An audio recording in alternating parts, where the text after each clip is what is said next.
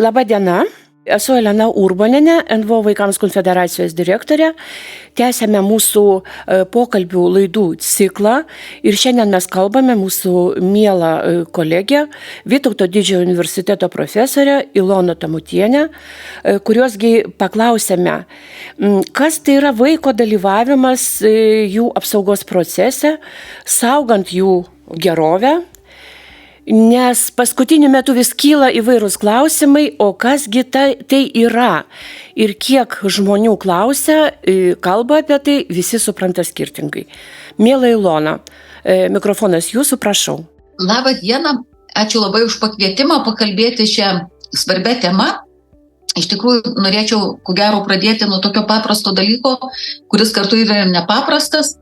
Vaiko dalyvavimas visų pirma yra vaiko teisė. Tokia viena iš pagrindinių vaiko teisių, kuri kartais nustumiama taip į paraštės, nes suaugusiems atrodo, kad jie apsaugoj, pavyzdžiui, ar klausimuose, kurie susiję su vaiko gerove, kad jie daugiau žino. Žinoma, suaugę visada turi didesnę patirtį, išmintį, bet pats vaikas dažnai žino, kaip jisai jaučiasi ir tas dalyvavimas jo paties gyvenime tam vaikui turi tokią fundamentinę, galima sakyti, reikšmę, nes tai yra jo paties, jo vaiko asmens gyvenimas. Tai kad ir kokią jisai turėtų patirtį, tai tas aktyvus dalyvavimas savo paties gyvenime, žodžiu, įtraukiant emocijas, įtraukiant intelektą, žodžiu, padeda vaikui ir vystytis. Tai bet tas dalyvavimas vaiko, jisai tokia fundamentinė vaiko teisė. Ir mes, kaip suaugusieji, turim rūpintis vaiku, bet kartu turim per tą rūpestį visada suteikti vaikui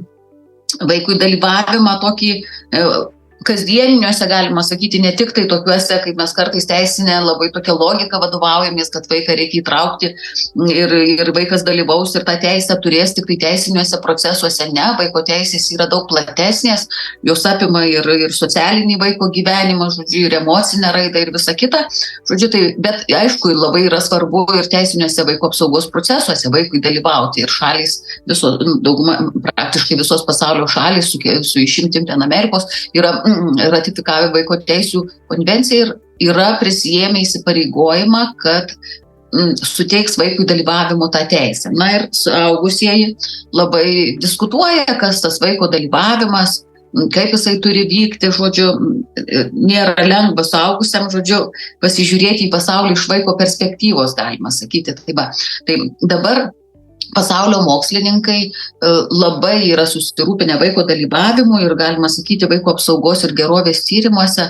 Vaiko dalyvavimas yra viena tokia iš prioritetinių, galima sakyti, sričių, gal ir net ir įvairių praktinių projektų įgyvendinime. Tas dalyvavimas dabar yra suintensyvėjęs, nes mokslas tiek mokslo raida pažengė, kad pamatė, kad negali būti vaiko gerovė įgyvendinta praktiškai, kaip sakant, pozityviai, ar kaip pasakyti, pilnavertiškai be vaiko dalyvavimo, žodžiu, nes vaiko dalyvavimas yra labai svarbus. Dabar, kuo jisai svarbus? Dabar aš pereisiu gal prie šitos temos, kada vaikas dalyvauja savo apsaugos, savo apsaugoje, žodžiu, nuo kažkokio tai netinkamo elgesio, nuo smurto, nuo nepriežiūros, kada jau mūsų visa apsaugos sistema, galima sakyti, turi įsitraukti į šitą visą vaiko apsaugą. Tai šitą daugmaž šiandien užakcentuosim šitą temą, bet dabar dar noriu pasakyti, kad vaiko dalyvavimas, jisai daug kur padeda suaugusiems. Ne tai, kad suaugę išmintingi ir viską žino, kas geriausia vaiko, bet pažiūrėjimas į daugelį įvykių, žodžiu, turi ir vaiko tas dalyvavimas, aktyvus dalyvavimas, prasmingas dalyvavimas, jisai padeda daug, ir suaugusiems tapti išmintingesniais ir žodžiu, ir visa kita. Tai, pavyzdžiui, jeigu mes norim suprasti netinkamo elgesio, smurto, pavyzdžiui, su vaikais reiškinį, mes turim labai įsiklausyti į vaikus, nes kitaip neįmanoma jo atskleisti viso. Jeigu mes, pavyzdžiui, suaugusiems, ypač politikams, labai visada rūpi, kiek to smurto, kokie tie atvejai smurto. Tai vat vėlgi įsiklausimas į vaiką, kada vaikas atsiskleidžia, jeigu profesionalai dirba, žodžiu, irgi pagerina tą išmatavimo tuos rodiklius, nes jeigu mes nemokam profesionaliai elgtis, tai dalis smurto atvejų gali būti neatskleista, dalis klaidingai ten, sakykime, interpretuota, kad smurtas, o smurto nėra ir taip toliau. Kita vertus, labai padeda tas vaiko dalyvavimas užtikrinti tokį gerą sprendimų priėmimą pačių vaiko apsaugos procesų metu, nes kada mes įsigilinam į vaiką, tai pamatom, žodžiu, vaiko, kokiais emociniais ryšiais su kuo jis prisirišęs, žodžiu, prie ko jis prisirišęs, kokie jo pomėgiai, galbūt kažkokioj yra, ten, sakykime, ar seneliai kažkas ir yra išplėstiniai kažkokie ryšiai vaiko, jo labai pats geriausias draugas ar dar kažkas. Žodžiu, pamatom vaiką ne tik tam pačiam smurto atveju, bet platesniam kontekste, sakykime, ir tada mus įgalina, žodžiu, priimti tokius geresnius sprendimus, su kuriais labiau vaikas sutiks, nepriekaištaus. Ta prasme, ar jeigu jis, sakykime, paauglys, tai ypatingai reikia žiūrėti, nes po to jie maištauja, blogus jausmus išgyvendami ir visa kita. Taip pat ta priderinta tokia priemonė prie vaiko, kokia geriausiai atitinka jų interesą, be vaiko praktiškai jinai tikrai sunku pataikyti.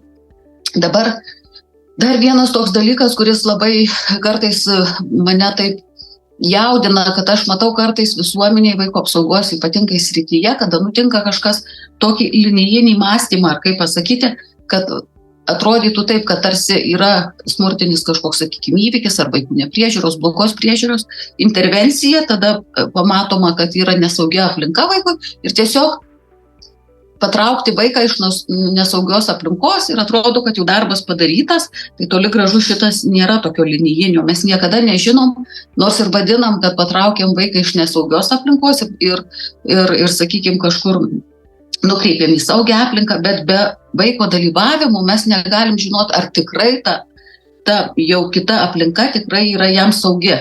Nes kol nėra dalyvavimo su vaiku, mes tol ir negalim žinoti. Mes galim daryti teorinę prielaidą, kad iš nesaugios aplinkos vaiką mes patraukiam į saugią aplinką, bet ar jinai tikrai vaikų saugi, tik vaiko dalyvavimas mums gali atskleisti tą tikrovę. Dabar kitas labai svarbi irgi vaiko dalyvavimo, žodžiu, tokia reikšmė ir ją supratus, aš manau, kad daugiau žmonių galėtų įsitraukti ir suprasti, kodėl tas vaiko dalyvavimas toks svarbus ir kad reikia sudaryti galimybės jam dalyvauti. Tai vat man šitas tai labai tikrai aspektas yra toks, kad turėti tos kantrybės, turėti to laiko, žodžiu, įsileisti vaiką į kasdieninę praktiką, tą apsaugos darbų, rutiną, kaip sakant, kad vaikas ten dalyvautų, nes per šitus kasdieninius tokius skaitimuose su vaiku, su jo nuomonės išklausimu, žodžiu, tai vaikas įgauna tokį esminį, kaip sakant, gebėjimą daryti pasirinkimus ir sprendimus ir daryti įtaką savo gyvenimui, savo įvykiams. Vaikas tokia kaip ir stiprybė įgauna, jis supranta, kad jis yra savo gyvenimo šeimininkas, ar kaip pasakyti, kuris valdo savo gyvenimą. Kitaip, jeigu vaikui dalyvavimo teisė nesuteikiama, tai labai sunkiai vaikai tada neįgyja šito tokio atsparumo, tokios tvirtybės. Tai va tas dalyvavimas dar suteikia šitą pridėtinę, kaip sakant, tokią vertę vaiko visam gyvenimui, nes vaikas pamato, kad jisai yra savo gyvenimo irgi šeimininkas, kad lemia jo požiūris kažką, kad jisai gali taip ir kitaip. Žodžiu, tai bet šitus, kodėl taip svarbu, aš čia labai ilgai gal irgi užtrunku, pašnekėdama apie šitą, kuo svarbus tas vaiko dalyvavimas. Žodžiu, tai bet dabar dar kalbant apie vaiko apsaugą, mes suprantam ir čia toks kaip apibendrimas, kad vaiko vien apsaugos teisės, kad būti apsaugotas nuo smurto nepakanka. Nes vaiką galime mes perkelti į kitą aplinką, kur dar labiau jisai bus pažeidžiamas ir nebus apsaugotas. Ir ko gero aš čia pereisiu prie tyrimo rezultatų vėliau, bet gal dar pasakysiu šiek tiek mokslo indėlį kažkokį, žodžiu. Nors vaiko teisės netokios jau senos tos vaiko teisės, bet jau ir nelabai jaunas, galima sakyti, vaiko teisių konvencijos priėmimo. Žodžiu, tai kada prasidėjo tokio nuo kokių mokslininkų prasidėjo, žodžiu, tas vaiko teisų dalyvavimo debatai dideli ir ypatingai pačių praktikų, mokslininkų, kada jie pradėjo šnekėti. Tai pirmas, ko gero, tokį impulsą didelį davė šitiem vaiko dalyvavimo teisei ir jo supratimui. Toks Rodžeris Hartas, vadinamas, jisai teoriją sukūrė tokias kopečias, vaikų dalyvavimo kopečios vadina. Žodžiu, tai čia tos dalyvavimo pokyčio daugiau tokiom diskusijom jo ta teorija, žodžiu, ir jisai kaip ir tipus tokius išskyrė, kada, kaip mes matom ir kaip tas vaiko dalyvavimas įsidėsto praktinėse situacijose, galima sakyti teoriškai, tai išsiskyrė vaiko nedalyvavimas, kur mes galvojam kartais suaugę ar kažkaip traktuojam, kad tarsi ten ir būtų dalyvavimas, bet net iš tikrųjų nėra dalyvavimas, ir po to kiti aukštesni dalyvavimo laipsniai. Tai labai aš trumpai pasakysiu patį pirmą. Patį pirmą jisai išskyrė manipuliaciją vaikų, kada, žodžiu, vaikas naudojamas kažkokiem savo tikslam pasiekti, nuomonėm kažkokioms patvirtinti manipuliatyviai, galima sakyti. Kita jau kopečia būtų, kad vaikas kaip dekoracija tiesiog yra vaikas, žodžiu, ir tikrovėje jo nevyksta visas dalyvavimas, bet jisai kažkur šalia čia vaikas yra. Mes tarsi turim vaiką, jisai sėdi tas vaikutis, bet jisai tiesiog nieko. Man teko tikrai matyti tą tokį dalyvavimo, tokį galbūt praktikoje, tokį kai dekoracija vaiko tokį vaidmenį, tiesiog reikalauja, pakviečia vaikas, sėdi, pasyviai sėdi tiesiog ir nelabai ten kas ir kreipia dėmesį, bet vaikas yra. Tai va toksai kaip dekoratyviai.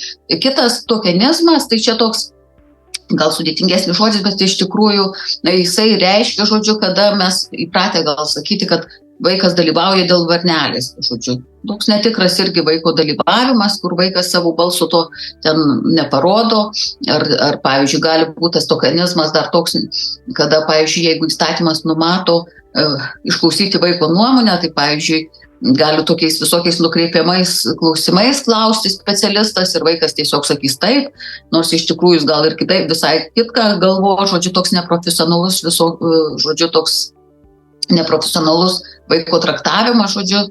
Tai čia nesiskaito dalyvavimas. Dalyvavimas iš tikrųjų jau prasideda sekantis laiptelis nuo informavimo. Vaikas turi būti informuotas, žodžiu, ir ne tik informuotas, kad kažką pasako, bet ir konsultuotas, nes vaikas turi savo amžiaus tarpsnius, jisai turi tą informaciją suprasti, žodžiu, ir būti ir paaiškinta, pakonsultuota, jis turi paklausti, gali sudaryta galimybė ir taip toliau.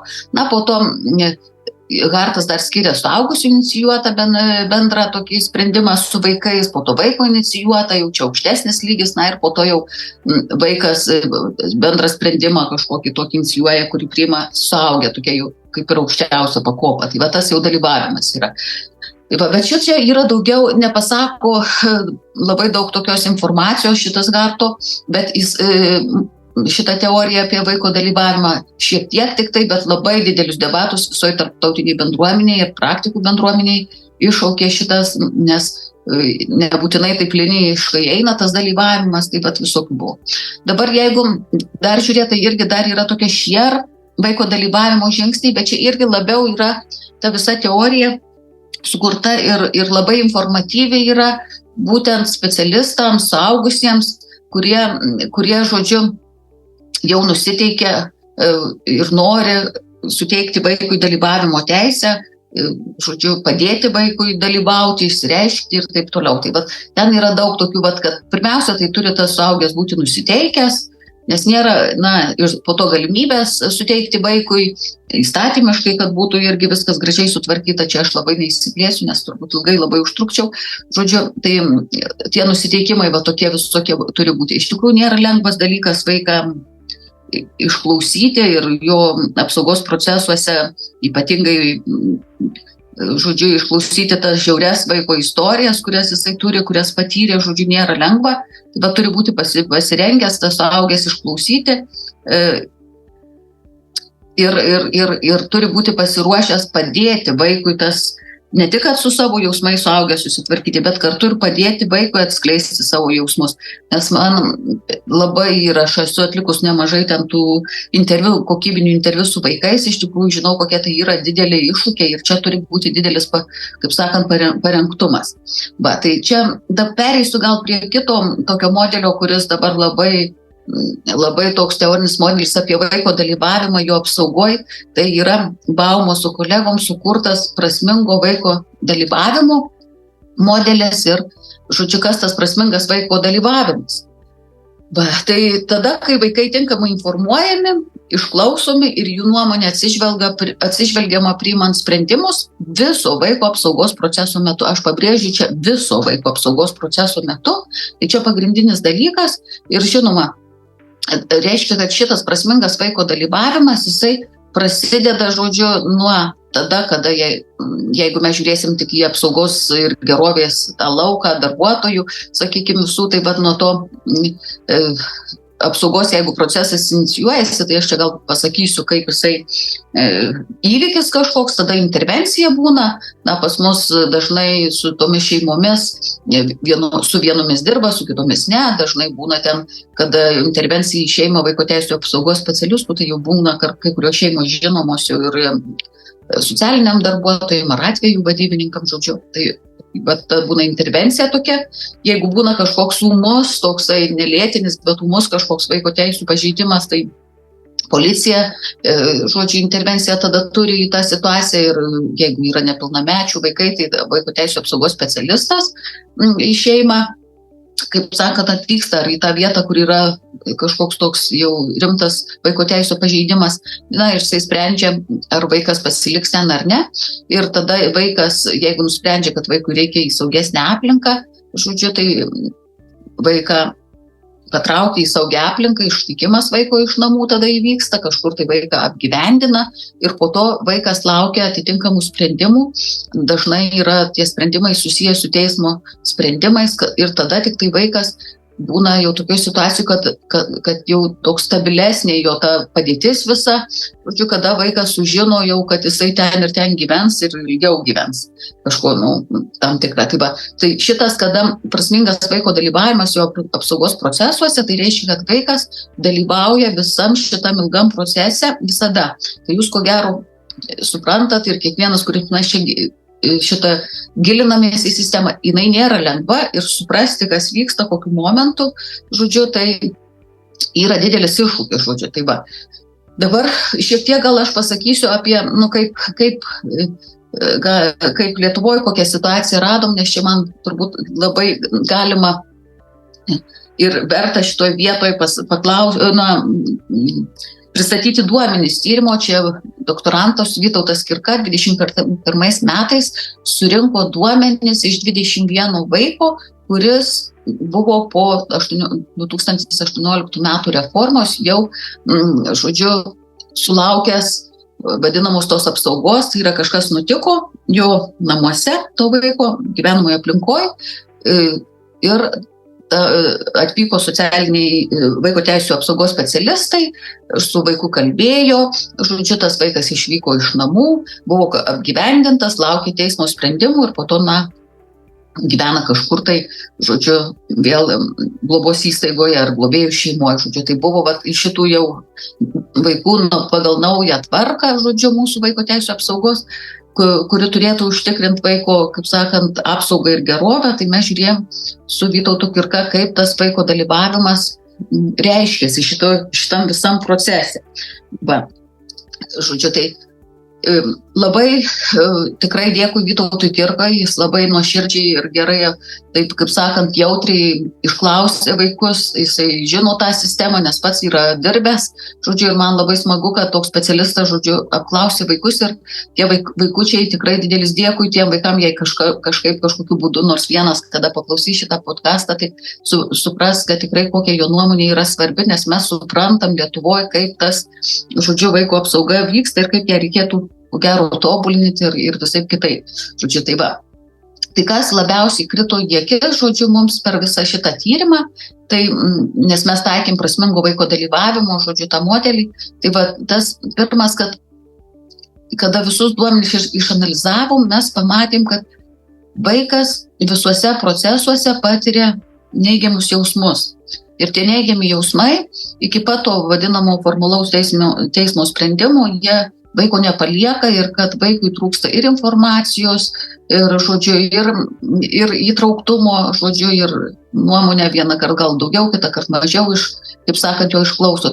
Tai aš norėčiau čia tik tai pasakyti tokį dalyką, kad, pavyzdžiui, apie vaikų jausmus, kad labiau užaštrint, kodėl reikia taip vaikui tos, kaip sakant, tikro to dalyvavimo, prasmingo dalyvavimo ir koks didelis vaidmuo, kad mes kaip specialistai, kaip suaugę, nedirbtumėm labai taip įsiblaškiusiai, fragmentuotai, truputį vienas, truputį kitas, žodžiu, ir tas vaikas tarp tokių išsiblaškymo, tokio nenuoseklumo, ką jisai patiria ir kad tai tikrai jam yra didelė įtampa ir didelis stresas ir ilgalaikis stresas, tai parodė mūsų tyrimas. Tai, pavyzdžiui, jeigu yra kažkoks įvykis, labai dažnai, pavyzdžiui, tėvų piktnaudžiavimas alkoholiu, smurtas ten ir visokie kitokie dalykai, tai vaikas čia ir baimė, ir kančia, ir liūdesį, ir nerimą patiria, ir įtampą psichologinę, kaip sakant, šoką, žodžiu, daug nežinia, baimę, tokių visokių labai daug neigiamų tokių jausmų, visą didelį spektrą, žodžiu, vaikas tuomet patiria ir jam tas įvykis jau yra jį paveikia ir paveikia kartu jį tas, kad nepažįstami žmonės, žodžiu, kad yra intervencija, kad atvažiuoja visi ir nežinia, ką čia spręs, kaip spręs, žodžiu, ir vaikas tokio yra labai būsenoj, tikrai įtemptoj ir labai stresiniai jisai, ir tada aišku, kada atvažiuoja vaiko teisių specialistas, tai jisai su vaiku kalba. Žodžiu, tai tada vaikas irgi nėra, žinokit, lengva vaikui, jam ir baimė, ir kiti bijo, ką jie sakys, ko paklaus, jei nežinos, ką atsakyti, tai kiti po to pokalbio metu ten irgi vaikai įtampą jaučia, kad per greitai klausia, jų klausimų nespėja pagalvoti, kad pyksta ten, kad greitai vaikas neatsako ir taip toliau, visokių dalykų. Žodžiu, ir tada jie ir baimė, ir nejaukumą, jaudinamas, nemalonu, nedrąsu būna šnekėti, labai sunku, verkia kiti toj situacijoj, tokio vaikučiai, tai tikrai yra sunku. Vaikam labai nepaprastai emociškai būna sunkus periodas ir tas pokalbis su specialistu, žodžiu, jeigu specialistas profesionaliai klausinėja, vaikus nuramina, kai kurie vaikai rodė, kad jiems tokie, kur pasisekė gerai specialistai, profesionaliau buvo, tai jiems palengvėjimas šioks toks ateina, kai jis įsako, pamato, kad ir gali atsakyti, žodžiu, į tuos klausimus ir bendrai pakalbėjus kitiem vaikam palengvėja. Bet čia tokios išimtys. Dabar dar šitam, kada įvyksta tas pokalbis, labai svarbu, kad būtų pasitikima vaikais. Mūsų tyrimo šitam vaikų patirtyse buvo ypatingai labai skaudu, buvo ir tikrai iliustratyvus pavyzdys, kada globėjų šeimoje vaikai kentė prievartą ir vaikai ėjo kelis kartus, kaip jie patys sako, mes ėjom skųstis socialiniam darbuotojam atveju, vadybininkam, žodžiu, ir niekas nenorėjo tikėti tais vaikais, ir buvo tie posėdžiai, ten svarstė, ir vaikai mato, kaip su globėja ten šitie suaugę vieni su kitais draugiškai bendrauja ir palaiko pusę, kaip sakant, o vaikai tokie susigūžę, galima sakyti, tikrai baimė ir labai tokiuose jausmuose prastuose, jais netiki, kad vaikai, tiesiog patys nepatikė jais ir po to iš kelinto karto ten, sakykime, tas posėdis įvyksta ir vaikai mato, kad vėl sprendimas, žodžiu, yra globėjos pusė ir vaikai neištveria ir verkia tada ir tik tada jau per vaiko tokį sprogimą emocijų berniuko ten buvo atkreipiamas dėmesys ir vaiką nusivedama į kitą kambarėlį jau, žodžiu, ir ten iš esmės jisai išklausomas ir vaikas įsilieja ir tada ten, neatsimenu dabar tiksliai, kiek ten vaikų, buvo ne 10 vaikų iš to šeimyno, žodžiu, buvo taip paimta iš tos tokios nepriežiūros ir išnaudojimų ir ten ir buvo sužalojimų vaikų, visokių viską po to atsiskleidė. Tai čia per šitą aš atvejį papasakoju, kad parodyčiau, kad nebūtinai vaikui tas linijinis požiūris, kad iš biologinės šeimos paėmimą arba kad ir iš globėjų, kurie skriaudžia vaikus ir kažkur į kitą vietą perkeliam vaikus ir jeigu mes jų neišklausom, mes nežinom, ką jie išgyvena, mes nežinom, ar tikrai ta saugi aplinka jiems yra saugi. Tai šita žinutė turėtų būti ir pasiekti kiekvieną praktikos specialistą, kad jis turi atsižvelgti į vaiką, su juo kalbėti ir kalbėti tiek. Net jeigu ir kyla kažkokių dalykų, kad nenori patikėti, vaikų turi kalbėti, turi aiškintis ir turi būti profesionalus ir neturėtų būti vaikui kaip sakant, užkirstas kelias pasakyti, žodžiu, išsakyti savo gyvenimo kančias visas ir gauti pagalbą. Net jeigu ir vaikas meluotų, reiškia vis tiek yra kažkokie dalykai, kažkas už to stovi ir jam reikia paramos. Tai va, tai toks, kaip sakant, pokalbis su vaiku yra labai svarbus. Dabar dar šito pirminio pokalbio metu ir intervencijų pirminių metu būna taip, kad vaikai tokie aktyvūs būna savo gyvenime, jie patys pakviečia tarnybas, kad juos iš tos aplinkos, kurioje jie kenčia, kur jiems yra negerai gyventi, kad paimtų, ir tokie vaikai dažnai jaučia tokį šitoj vietoj tokį dvigubą jausmą ir baimę ir nežinia, bet kartu ir palengvėjimas, kad žodžiu, jau kažkas spręsis ir bus geriau, galima sakyti. Tai va dabar išvykimas iš namų, sakykime, šitas toksai jau etapas, tai irgi labai priklauso čia nuo situacijų, nėra toks labai vienareikšmiškas, bet irgi vaikai irgi išgyvena ir baimę, ir nežinią, ir vienatvę, stresą, žodžiu, ir vienas kitas dar kažkokią viltį tokią išgyvena, kuris jau tikrai jau buvo pribrendę ten tie blogi reikalai ir jam viltis tokia būna, kad išvažiuoja ir man bus geriau. Bet iš tikrųjų labai daug ir čia visokių ir iš to 21 vaiko patirčių buvo labai įvairios tos. Vieni vaikai į globos centrą ar pas globėjus ten nuėjo patys, bet daliai tai tiesiog, kai kuriem net nieko neaiškinę, specialistai turbūt ten daug to smurto buvę ir policija tiesiog sodina į automobilį ir veža ar į globos centrą ar kažkur, žodžiu. Kai kuriem pasako, kad veža į ten, kur saugiau, kai kuriems visai nieko nesako ir jie neklausia. Žodžiu, ir labai viena įstrigo vienos mergaitės pasakymas apie tą kelionę, kur apibūdino, kad tai vieniša kelionė. Žodžiu, jie įsodino ant užpakalinės sėdynės ir ten specialistai kalba savo, jinai tiesiog verkia ir važiuoja kažkur tai. Neišnaudoja, žodžiu, specialistai to laiko, tos kelionės, kad paaiškintų vaikui, žodžiu, paremtų tą vaiką, to nežinę kažkokią įsklaidytų, kažkokią labiau viltį, kažkokią suteiktų, neišnaudota. Tai labai irgi liūdna buvo girdėti vaikus.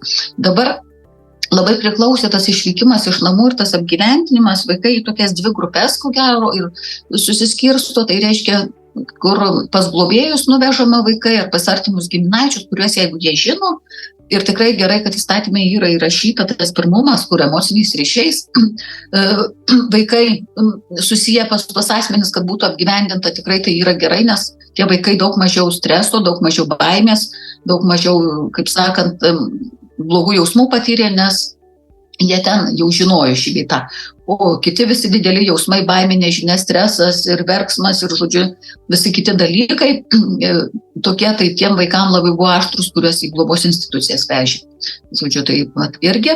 Na ir po to, aišku, vaikas nuvažiuoja, jeigu jam nepažįstama aplinka, tai vėl jam didelis stresas, mergaitė ten irgi pasakojo, kad žodžiu, kažkiek supažindina, bet kažkiek ne, jam vaikui nauja aplinka, naujos baimės, įsilieti, stresas, nežinia, kas toliau, žodžiu, labai toliau jį lydi nuo pat pradžių, kai buvo tie jausmai prasti, tai ir apgyvendinimo metu irgi jie yra, žodžiu, ir kai kur ir apetitas dingsta, ir ten ir svorį numetė, mergaitė paskui viską, kaip jai yra sunku. Tai bet tas apgyvendinimas yra irgi toksai, kad vaikas turėtų būti nuo pat pradžios, jau intervencijos kažkaip tai emociškai paremtas, palydėtas, ir tas tikras dalyvavimas yra, kada jį ir informuoja tinkamai, papasakoja, pavyzdžiui, daug yra dalykų, išvykimas iš namų, tiesiog kada viską, tikrai vaikui gali man labiau kažkaip žmoniškiau, kaip sakant, su juo elgtis ir labiau atliepti jo poreikius ir paremti jį, kad kuo mažiau būtų tų neigiamų jausmų. Bet šio vaiko apgyvendinus vaiko neigiami jausmai tie nepasibaigia, net jeigu ir apgyvendina kur ar globėjų šeimoje, ar institucijoje, nes globos centre kokiam ar kažkur, net jeigu ten yra ir idealiai juo rūpinamas ir viskas ten gerai, vis tiek vaikui dar visi jausmai nėra dingę, nes vaikui jo tėvai, jo aplinka yra labai svarbi ir vaikas žino, kad yra užvestas visas procesas ir kad dar laukia sprendimai, ten ir atvejo vadybos ar teismo sprendimai, žodžiu, ir vaikas ten kai kuriuos iš jų dalyvauja, žodžiu, kai kurių ten nekreipia dėmesio, kai kuriuos vaikus labiau kreipia dėmesio, bet tas tokia nežinia, tokia labai, kai Vytautas Kirka beveik, jam labai tokia asociacija kilo, kad vaikas yra kaip ir toks įkaitas, tų formalių sprendimų, kai kalinys, koks sėdi ir laukia, kada bus ta, kaip sakant, tokioj įtampoj, nerime, strese, žodžiu, laukti reikia to sprendimo, kuris nulems jo gyvenimą. Žodžiu, ir jie nežino, kas tas teismas, kaip ten reikės dalyvauti, jie bijo, nes reikės gal nuomonę pasakyti. Žodžiu, ir visa kita, žodžiu, tai vaikam yra labai daug įvairių, kaip sakant, tų baimių, ir apatijos, nejaukumo. Tai čia noriu tik jau į pabaigą einu ir noriu pasakyti, kad reikia vaiką paruošti ir lydėti per šitą visą apsaugos procesą. Jeigu mes norim vaiko tikrojo dalyvavimo, tai turim jį informuoti, žinoti, kad jisai supras, turim tada išgirsti vaiką, ką jisai išgyvena, paremti vaiką, kaip sakant, tuose visuose jo kelionėse sunkiuose, žodžiu, atsižvelgti jo nuomonę, priimti sprendimus, kad vaikas jaustųsi, kad jisai svarbus ir jo nuomonė yra svarbi. Žodžiu, šitą visą kelionę labai vaiko dalyvavimo jo apsaugos procesuose, sakyčiau, reikėtų suprasti, ir jeigu mes jų vaiko neįtraukiam, nepalydim, nesuteikiam jam pagalbos, tai, kaip matom, mes kaip sistema neamortizuojam to viso toksinio ilgalaikio streso, kuris jam padaryti gali neigiamą tą poveikį gilesnį dar negu vien tik tai smurto įvykis. Tai tiek gal šiandienai apie tą vaiko dalyvavimą jo apsaugos procese. Na ir ačiū labai už dėmesį ir iki kitų kartų. Ačiū, miela profesorė, iki kito karto.